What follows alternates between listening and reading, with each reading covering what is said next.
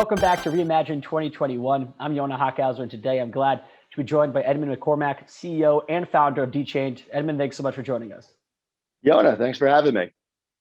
Awesome. Well, I'm excited to speak to you. We got to speak a little bit off camera, and you really seem like this is going to be a good, fun conversation. Now, the history of this the theme of this conference is history of coins.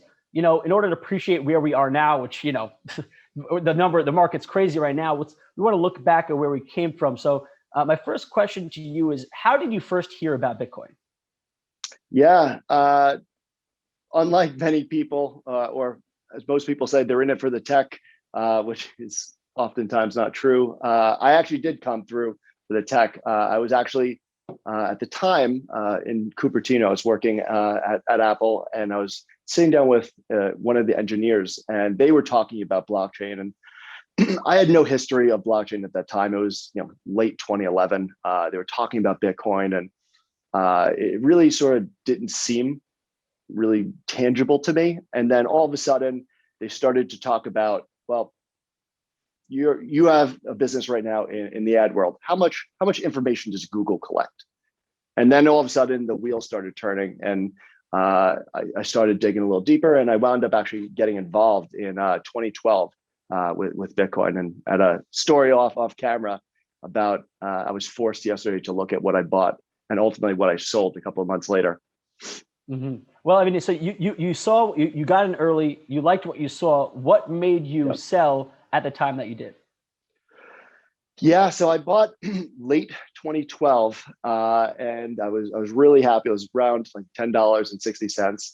And beginning of 2013, there was a lot of rumblings around bad actors in the space. And around April, May of that time, there was a lot of rumors swirling around about Silk Road. A lot of questions about what's going on with the largest exchange at that time, which is called Mt. Gox. And at the time, I made a nice little return. It was like 6-7x. I decided, you know what, enough's enough. Time to take my profit off the table. In fact, I injured my back from patting myself so hard, being so smart of getting that 6-7x. But in hindsight, maybe I should have held on. Well, the funds that when you actually did hold them, were they held on Mt. Gox? They were, and getting the funds to Mt. Gox was quite an adventure. There was a service called BitInstant that you had to go through at the time, and I won't go through the whole process. I don't know what the statute of limitations is, but it was certainly not opening up a Coinbase account and pulling your money in from Chase. Right. I mean, this was a different time. However wild you think the crypto market is now, those were really the Wild West days. Where the technology was brand new, the infrastructure was brand new. There was no regulation. I mean, it wasn't clear, what was going on. But as much as you could kind of kick yourself for not holding that money, it could be that money would have been gone anyway due to the collapse of Mt. Gox. And at that time, being a trader and looking at the fundamentals, and you said you hear this rumblings of a Silk Road, and for those who don't know, Silk Road was a dark net site that accepted Bitcoin for all types of things, mostly drugs, but all types of things. How would you view, as a trader, purely as a trader, not on a moral level, not an ethical level, but purely as a trader, how do you view the effects of something like a Silk Road? Because on one hand, it does actually provide a market where you could actually spend that coin, giving that coin value as a means of exchange. On the other hand, it does bring so obviously some regulatory and government eyes onto it. So how, as a trader, do you view that? Yeah, and I'm happy that you brought the positive of it as well. For all of the negatives, and trust me, there's no shortage of negatives about it. It did provide a use case for how cryptocurrency, and at the time it was really just Bitcoin and Litecoin for the most part, how it could actually be used and spent, and ultimately how it could be done without needing to go through the Federal Reserve or any central authority. So while the uses for it were not necessarily the most ethical or the most legitimate, it did show that there was an economy that you could build, which was the positive. The flip side is I think we're still feeling the negative effects of Silk Road, of Mt. Gox. It's not unheard of. At the time, Bitcoin was less than 3 years old. In hindsight, you think about growth. It was in its pre-teen years, not even pre-teen. It was still a juvenile. And as markets mature, as assets mature, things get ironed out. The the demands, the regulations, the restrictions, even put self-imposed by the players in the space, all of a sudden iron out a lot of the bad actors, and that's what we saw. But to say that seeing Goldman Sachs and Jamie Dimon of JP Morgan talking positively about Bitcoin today, it's surreal. It feels really weird still. Mm-hmm. Very weird. I think that is the story so far of crypto, where taking these big hits, these knockout punches that one would assume, all right, this is the end, it can't survive this, but then somehow time and again, it just comes back stronger than ever. So, as someone who follows this space and as someone who previously owned Bitcoin at the time, that was a very tough time period. That Mt. Gox, which was the largest exchange, people immediately losing either all that Bitcoin they had or losing faith in the system and the infrastructure that surrounded Bitcoin, as well as the Silk Road, bringing that negativity and realizing, hey, this might be used in certain aspects for immoral reasons. But then coming out and seeing it survive and seeing it coming back stronger than ever. At what point in Bitcoin's existence were you like, okay, this thing cannot be killed? I've seen it survive time and again. Yeah, truthfully, it was a few years later. It was around Cambridge Analytica, and again, it sort of brought back that initial spark of interest that I had, which was in the ad business. It's a dirty secret that data is sort of the fuel that runs that whole industry, and the data, again, another dirty secret. People knew that the data wasn't being collected voluntarily from people, and there were a few large sort of players that were gathering all of it, and I think you all probably can guess who those companies are, but I think Cambridge Analytica brought it to the spotlight for the mass population about how this data can be more than just trying to hawk you deodorant or trying to sell you Budweiser. It could be used in nefarious ways to really impact the world. And that really started to bring to light of, okay, we haven't even kicked off really the next wave of technology, which is, and this is 2016. So 5G, IoT, artificial intelligence. There's no way that the current model of the internet that we have today is going to be able to support that. Legislation is not going to allow it. So something has to change. And ultimately, going back to the technology and cryptocurrency, less as sort of like a Forex type trade, and more as, okay, I'm going to look at these tokens, because tokens are still very new relatively at the time, as a digital share in these technology companies that were opting to go direct to consumer rather than giving their soul over to a venture capitalist or try to go IPO. And that means of fundraising sort of changed the entire dynamic for me, because that sort of sparked a light of, we saw a similar approach back in the 90s, where you had a few renegades who looked at this technology that people didn't really understand, and they said, all right, I'm gonna make consumer facing products that are going to be really easy, or I'm going to solve real world problems where you don't have to understand what's under the hood, but you'll get it when ultimately it starts getting adopted. And we're seeing that today. Mm-hmm. And I think you bring up an important point with the idea that of the power and the value of data today, and especially I think Cambridge Analytica brought it to the forefront. A lot of people, some people waited till Social Dilemma, that documentary, and other people knew it for longer. But I do think that is a storyline and a point that isn't spoken about enough in the crypto space, that you have to keep in mind. The white paper, Bitcoin white paper, came out in 2008. That's on the heels of the release of the first iPhone, which was in 2007, late 2007. Yeah. So with the growth of cryptocurrencies, as we've been following along, it has grown alongside, the growth of personal smartphones, essentially these computers, this connectivity, as well as the rise of social media like Facebook. And you know what? Used to actually, I believe you were an account manager at MySpace at one point. There we go. I do my research. I don't miss a thing. And so I wonder, looking back at that time, anyone who was at MySpace, it must have been a very exciting time, because that felt like the future. For many reasons, it did not work out. MySpace wasn't the future, and other platforms and other venues did go on to realize that dream that it wanted. Are we in that space? I mean, at what point is one able to know, hey, it might feel like I'm part of the next big thing? At what point do you realize for sure that this is the next big thing? And at what point is like, all right, there's still an opportunity that something else like a Facebook could come on and run away with it? Yeah, there's sort of that period before the inflection point of mass adoption.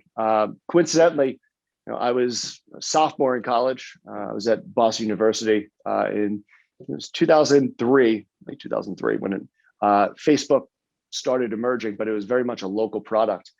So I had a front row seat to see that as it was starting to get adopted at the college level. But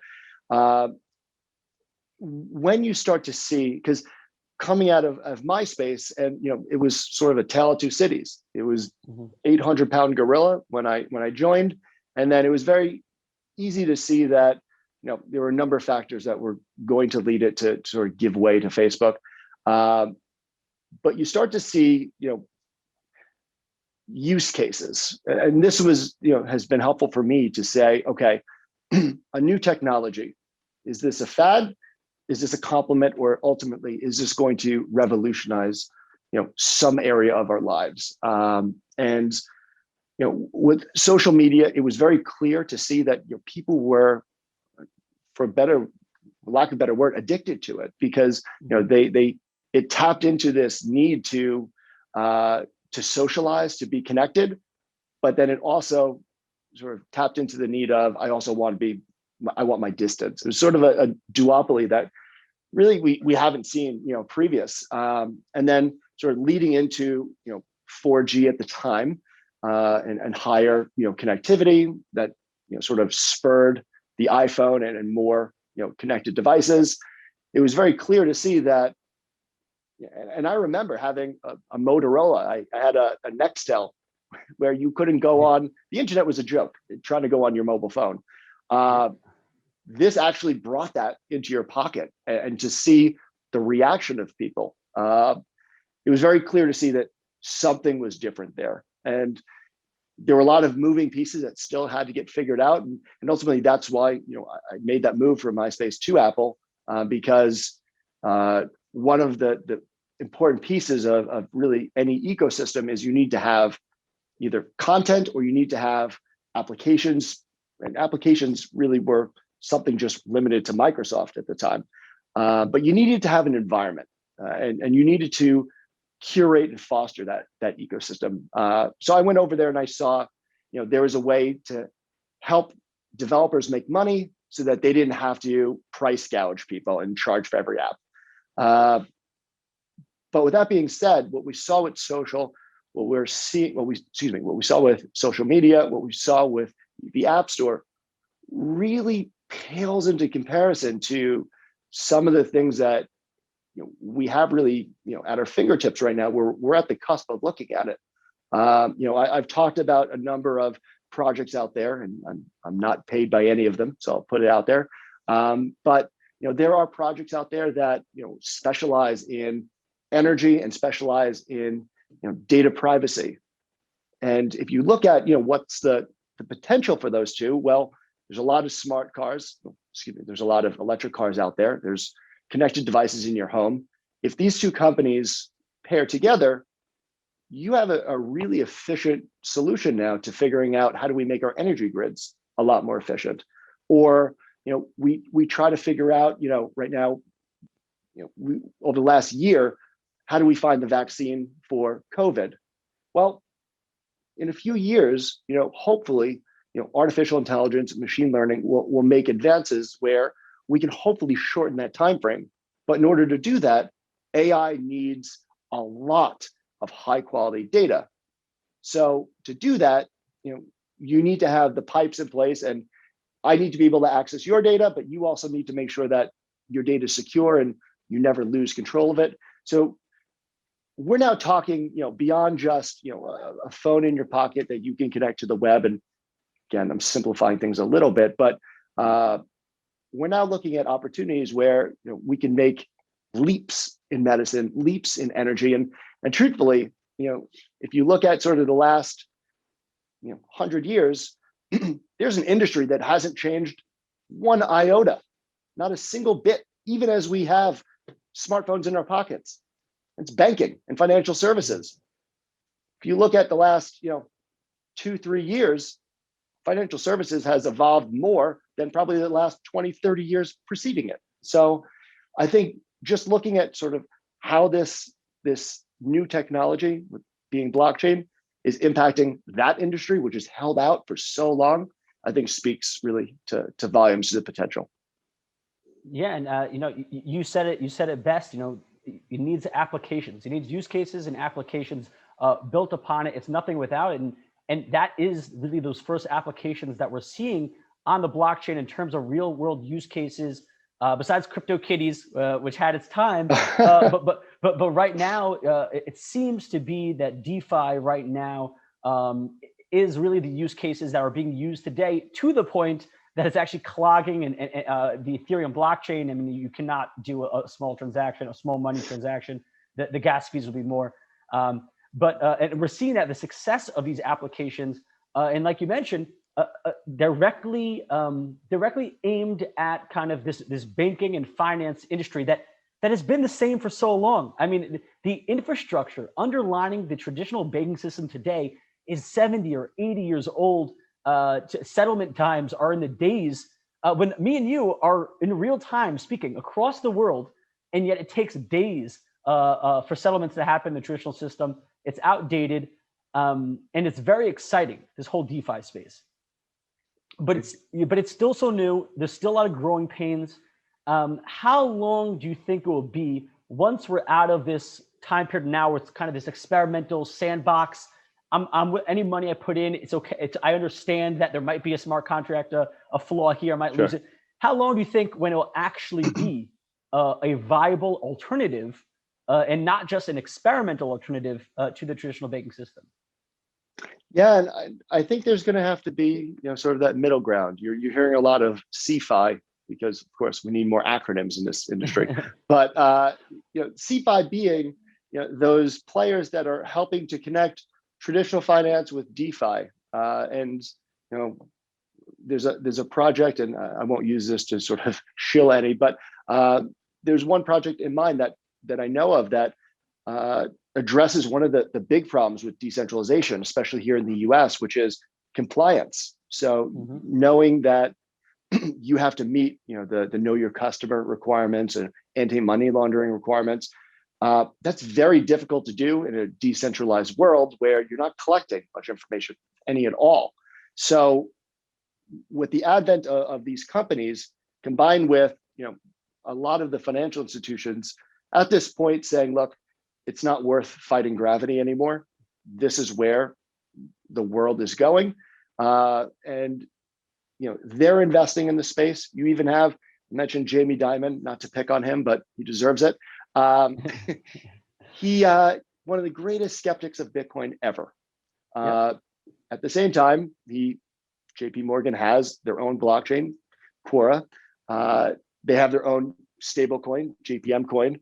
And best of all, they have the Center of Blockchain Excellence, which essentially is JP Morgan's way of funneling money to invest in blockchain technology. So we're seeing investments in the space. I think, to see a complete shift from traditional to decentralized will take quite some time, if ever. But I don't know necessarily if that will ever be needed. I think that there's a nice mix where traditional can play a role with decentralized. And the fact is, there was a great, quote from Mark Carney, who was a former governor of the Bank of England. And, during the Brexit referendum, he took the opportunity to put out research, put out his POV on, national currencies in general. And he was one of the first, high profile figures to really back cryptocurrency. And his whole POV was, outside of, the stigma of cryptocurrency and people either having a nationalistic view for or against, put that aside. The model of financial services today works for really a select few. The number of folks, and the number 2 billion unbanked is often thrown around. And I really don't like using that because it's a faceless number. It's really hard to grasp sort of what that means. But if you were to even look in the US, for example, people are shocked to find that a quarter of adults over the age of 18 in the US would be classified as either unbanked, meaning they can't open a bank account because they don't have something like a government ID, or they're underbanked, so they don't qualify for certain banking service like a checking account. What does that mean? Well, that means that when I get a check from my employer, I have to go to a payday loan or a check cashing, which report after report about predatory practices. So you have, a generation of people who we know have been taken advantage of. There is a solution here, and I'm really proud, to be honest, of really the space sort of pushing forward and saying, enough's enough. Like, there's a solution here. There's a lot of people who haven't been brought into the 21st century global economy. It's time, and I'm really excited to see sort of where DeFi has come. And DeFi, as you alluded to, is just one area. And I'm really excited to see other industries starting to make their own noise. And the beauty here, the only thing I love more than crypto and blockchain is just free markets and competition. So like you mentioned, it doesn't have to be that all traditional finance will end up as DeFi. I don't think that's the best either. Like you mentioned, a good mix. Historically, the competition has been just of essentially the same offerings from a couple of big institutions in the traditional space. And now with CeFi, DeFi, we're getting not only newcomers, but new types of offerings. People who, like you mentioned, unbanked now have other options that they didn't have before. Yeah. There was nothing for them. So, more competition cannot hurt. These are just new offerings. And hopefully, with the rise of CeFi and DeFi, this will actually make the traditional finance up their game. And maybe they won't be as hated. Maybe they'll start offering and improving their offerings as well. Yeah. And on that point, it's been wild to see, in other parts of the world where banking services aren't as readily available. But at the same time, the distribution of mobile devices has been. So you have people who, in parts of developing world, having a checking account is not even a thought in their mind.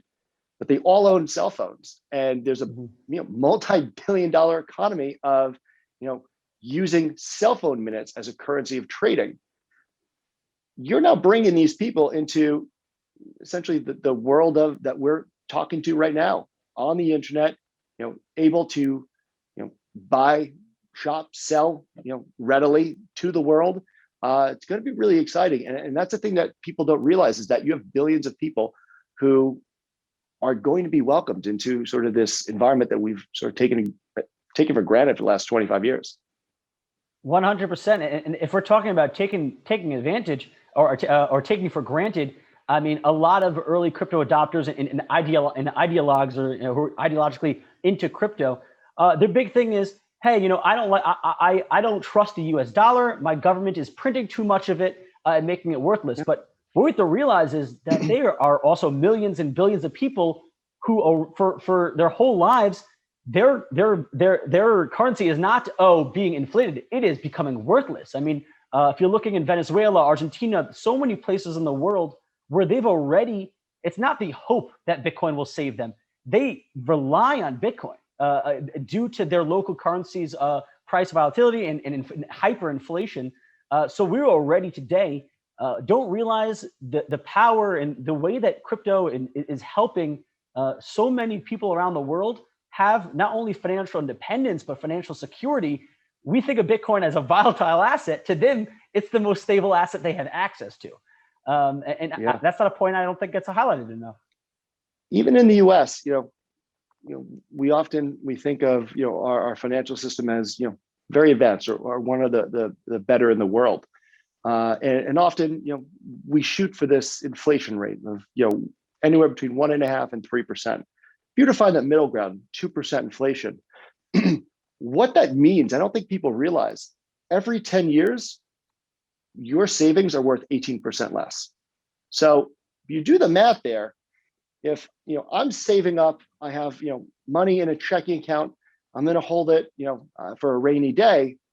In 10 years from now, my $100 is worth 82, and that's just erosion that's happening all the time. So this is a real thing, and it's happening in every country. And again, I'm not denouncing national currencies. That's a whole nother session that we could probably have. But what I'm saying is it's good to diversify the way that you store value outside of just, the US dollar, the stock market and bonds. And there's a place for cryptocurrency. Whatever your appetite for risk is, you could fill in the blank what that cryptocurrency is.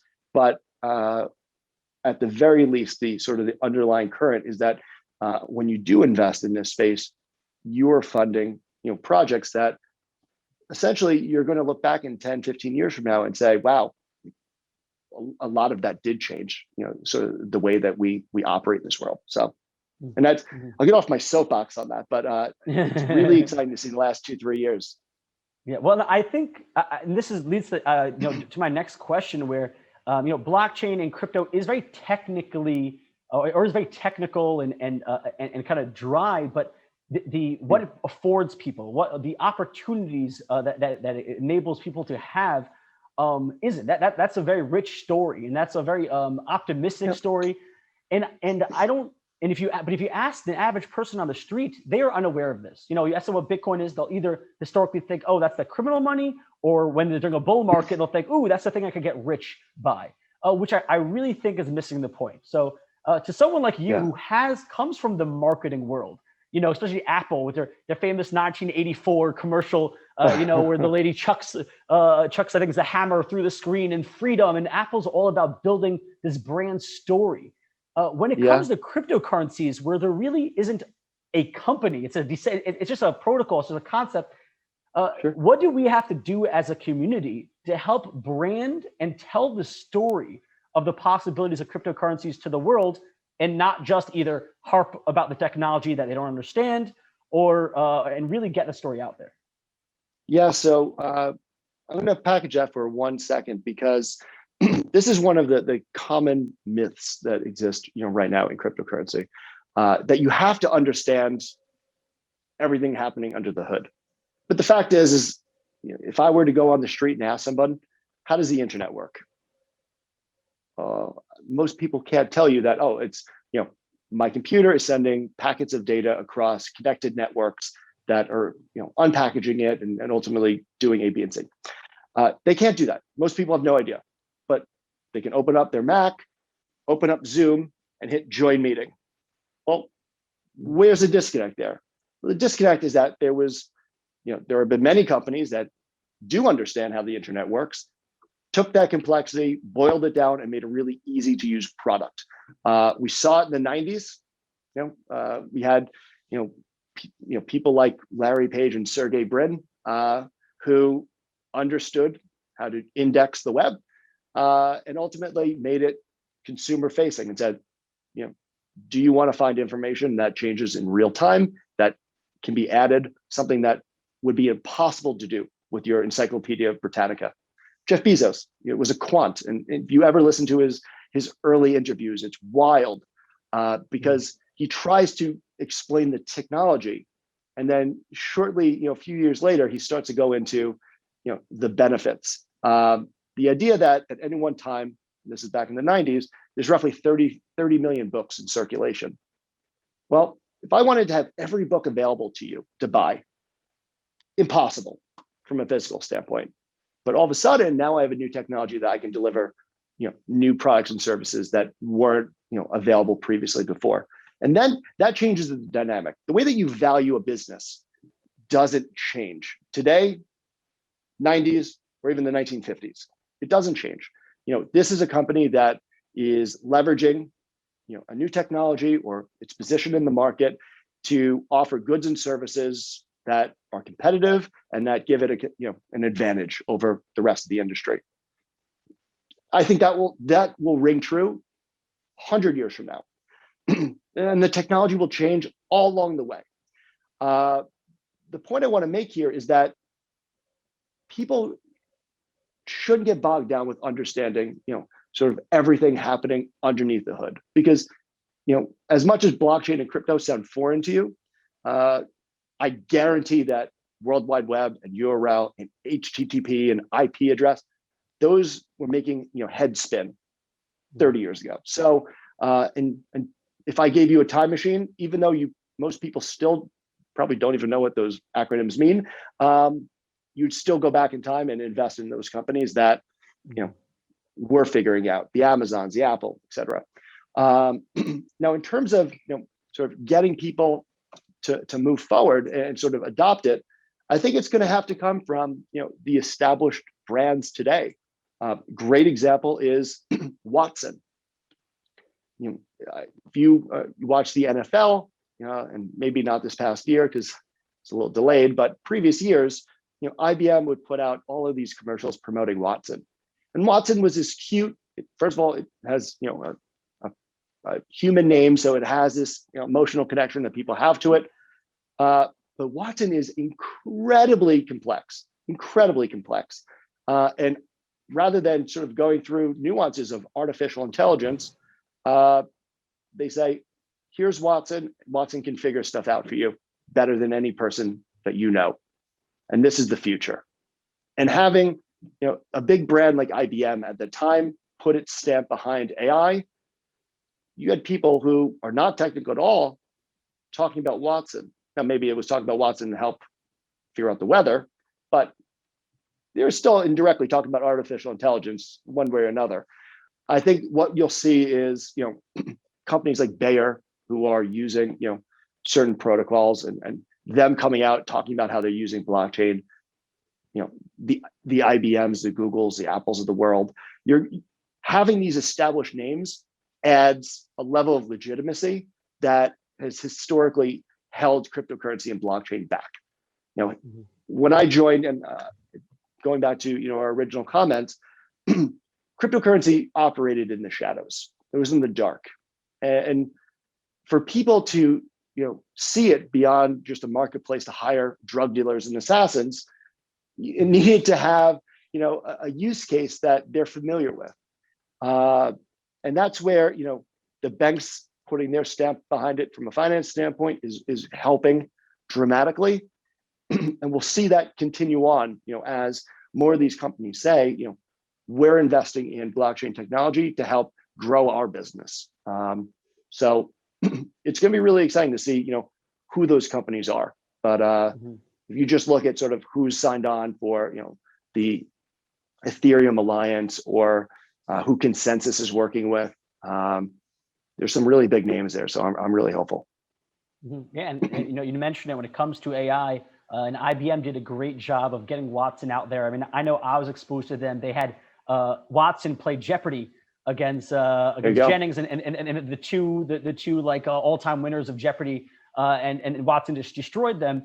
And like you said, that they humanized and they put a story. They made people not interested in the technology, but able to understand the opportunities there and the power of this complex technology happening behind the scenes. Now, IBM also is quite invested in the blockchain as well. They have their food trust, and that even also had a commercial during the football games, but not with the same power. I feel like the message isn't getting isn't being as effectively told to the public as it has been with Watson or AI. And I don't really blame them. It is a tougher story to tell because it's like blockchain is just a technology. I mean, it's an underlining protocol. It's such a wide range of things to do. It's kind of hard to brand it. You'd probably be more the expert here than me.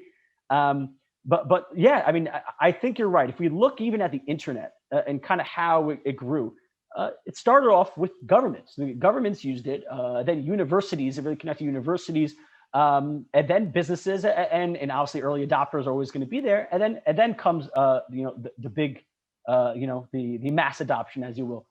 So you really see here with blockchain. I think blockchain, of course, but even with cryptocurrencies, you see the big business and institutions being the one to drive and lead to mass adoption on the retail side. Mm-hmm. Yeah, and I do, and I think it could come from areas like medicine, for instance. Right now, the way that our prescription system works here in the U.S. I'm going to tell my kids one day that prescriptions were filled because someone wrote on a piece of pad, fill this. It was wild. Ineligible writing, written by a doctor that you cannot read. Wild, absolutely wild. And we've obviously addressed that for a number of reasons more recently. But what you're seeing is that system is becoming standardized, and you're seeing that bleed into other areas. Stay on medicine. Electronic health records are one of the biggest messes right now. I'll speak in the US and really anywhere in the world. Not only are health networks, for the most part, they use different systems. They are not usually connected. And then if you go internationally, forget it. That's really dangerous. And we live in that today. That's the status quo. Doctors and nurses and first responders do a phenomenal job. But they usually operate under the information that they're provided.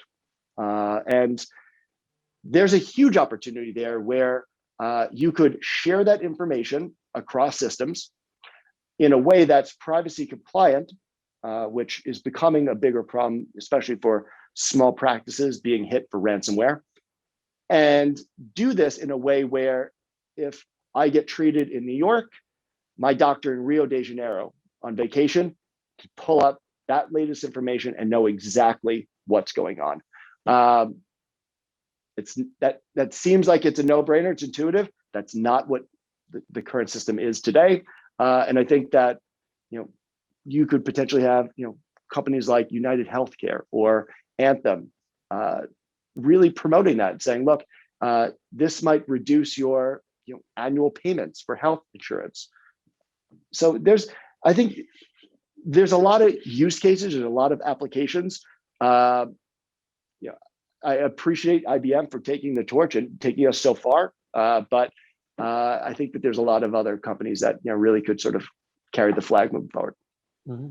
And for sure, I mean, if there's one thing I think the world has learned in recent years is the value of data. And we're talking about data like, hey, what websites I like to go, what I click on, what songs I like to listen to, and now that highlights. Imagine how valuable health data is. That's some of the most personal data that people own, or they wish they own, that people have.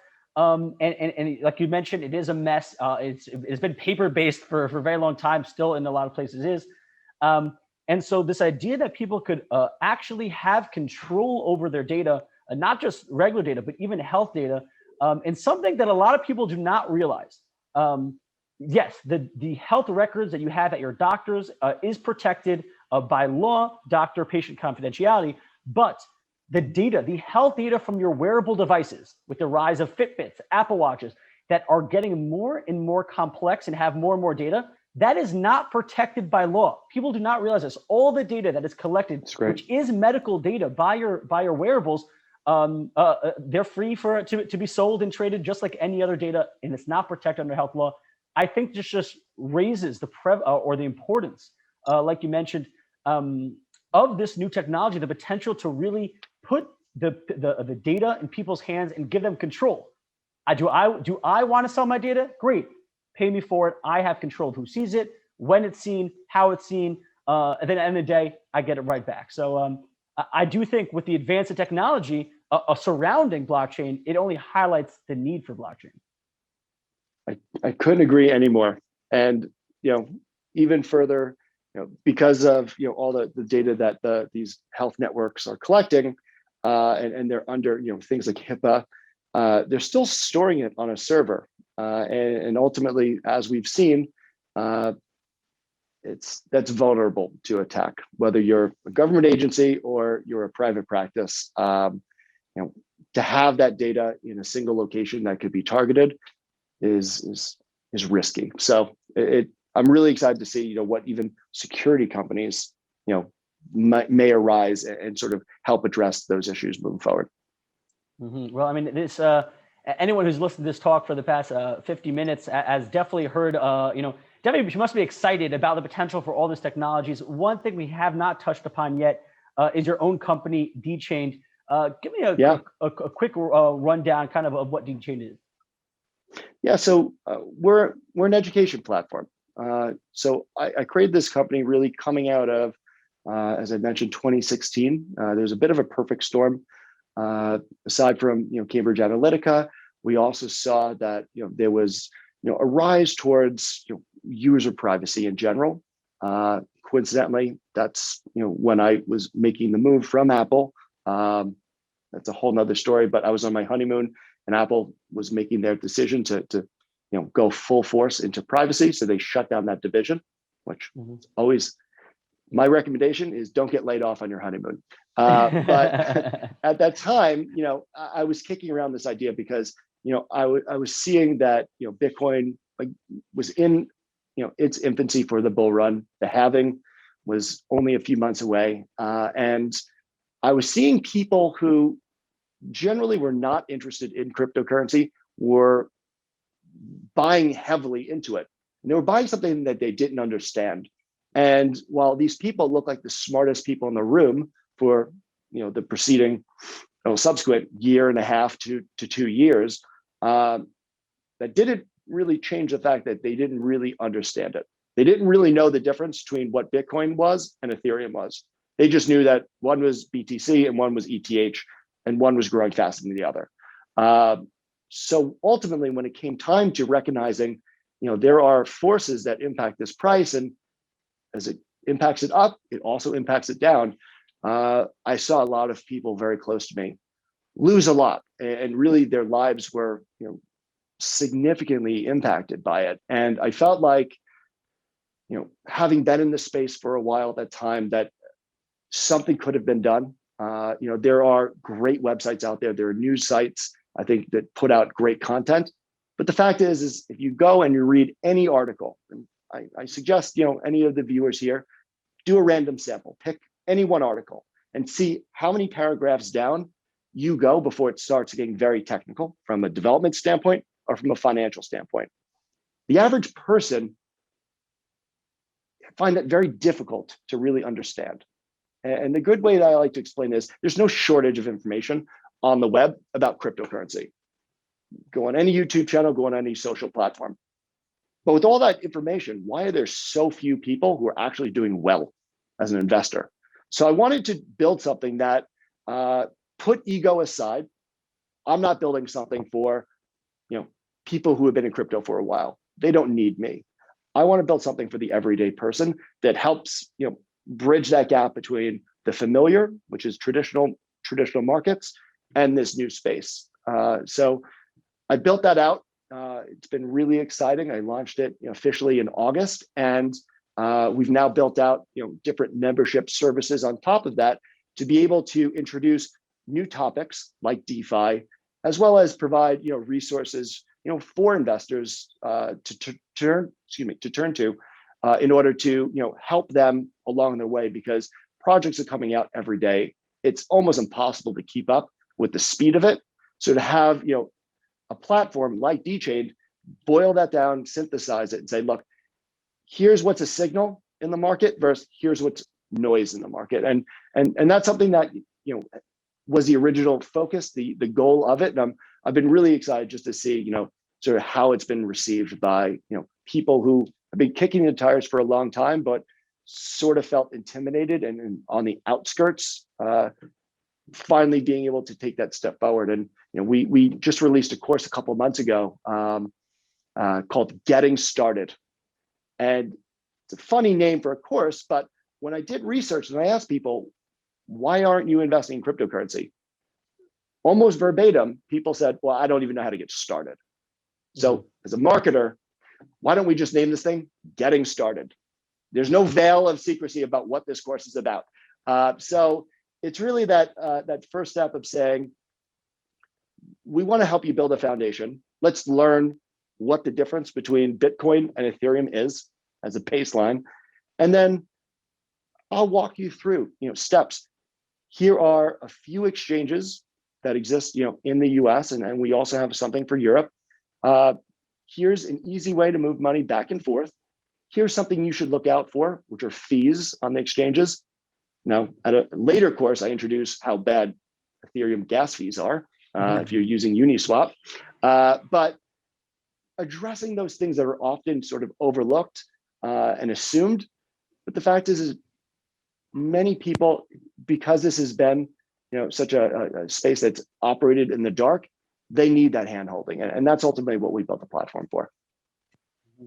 And if we look, at the recent, Wall Street Bet subreddit with GameStop and AMC, even just the growth of Robinhood, we're seeing time and time again that, everyday investors, retail investors, they feel cheated. They feel like they haven't had access to the same financial tools that institutions and institutional traders have had access to for so long.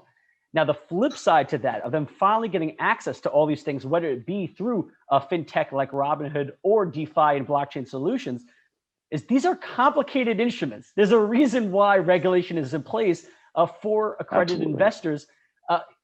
Swaps, perpetual swaps, options.